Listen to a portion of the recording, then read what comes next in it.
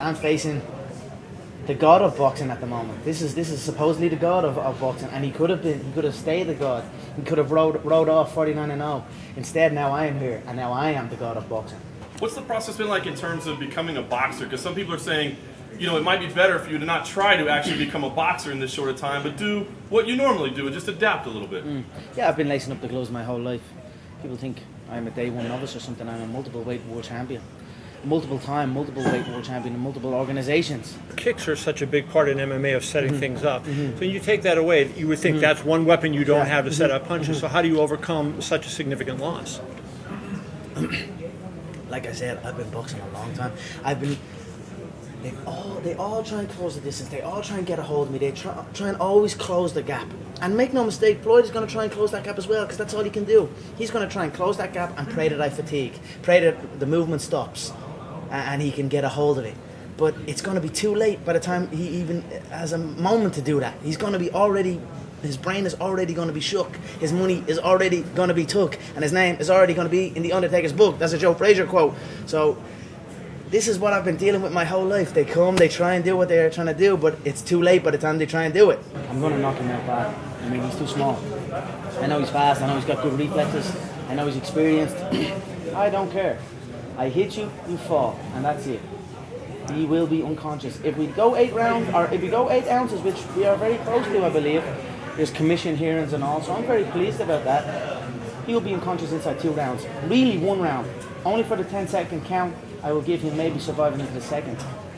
How big of a deal is his age? You said you watched that workout yesterday and saw fatigue in him. Yeah, I think his age, I think his size are big factors in it. I mean, maybe not so much the age, but certainly the size. Because what? He's too small. Like, he's not going to lie. He's not going to take the shots. You ain't never seen me troubled by no small man like that. And that's straight. You're talking. You can say what you want. Nate was 200 pounds. Nate was 200 pounds. This man is 150. And if he's not 150, he's out of shape. If he's 154, 155, or 156, he's too heavy. He needs to be leaner to be in peak physical condition. 150, I'd say he's in peak. So if he comes in any heavier than that, he's not in peak physical condition.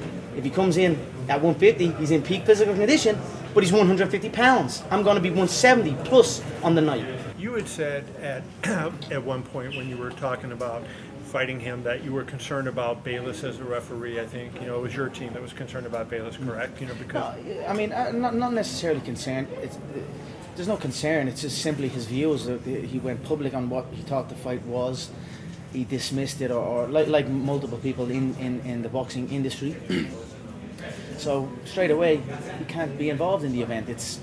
If he has a conflict of interest in it and he is a certain way, you cannot be involved in it. So I guess my question out of that, Conor, would be then, are you concerned about a boxing-specific referee who may not understand those movements you're doing, and when you're doing that would say, hey, let's go, fight and try to get you to fight in a more traditional boxing manner? Everything is legal. Everything is legal that we have been doing here. I mean, we have brought in, I've had a referee present at every single spar. I've had a Hall of Fame referee, Joe Cortez, here in Vegas. I mean, if that doesn't show the boxing community that I'm taking this seriously, taking these rules set seriously and looking to abide by this, and of course I'm going to play to the rules and I'm going to implement my own stuff, but we are prepared. I mean, you don't have... Go ask Joe what the preparation has been like. You know what I mean? We are prepared here, so... Conor, you said that if you make it to the judge's decision, that's a victory for you. Do you buy into moral victories like that just making it to a decision would be a win for you? I'm going to spark him. I don't care about all that. I'm going to come forward, go at him. He's saying he's going to come at me. I tell you what, right? He said he's going to come at me. I'm telling you all, I'm going to go at him. Let's see who takes a first back step. That'll be the first win or loss in the fight. Who takes a back step first? So you can all sit there ringside and watch it and say, okay, Floyd took a back step first. That's the first defeat of the fight. So there you go. We'll see what happens on the night. Who's winning the promotion? If it ain't for me, what's going on? I'm the one that, on them world tours, who went viral? I went viral multiple times on that world tour. The new suit, the mink coat, the money. Even he tried to throw the money on, and it was like, I went viral because the money, it was like it was raining money above me. So, it was, it's been all me, and that's it. And I will collect every single dot of this. I am in on everything, the food, beverage, the gate, the pay-per-view, the whole lot. When this fight is done, I will sit back, I will collect my show money, and then I'll go start counting everything else and getting into that 100 million range and taking what I'm owed. And then we will see what's next after that.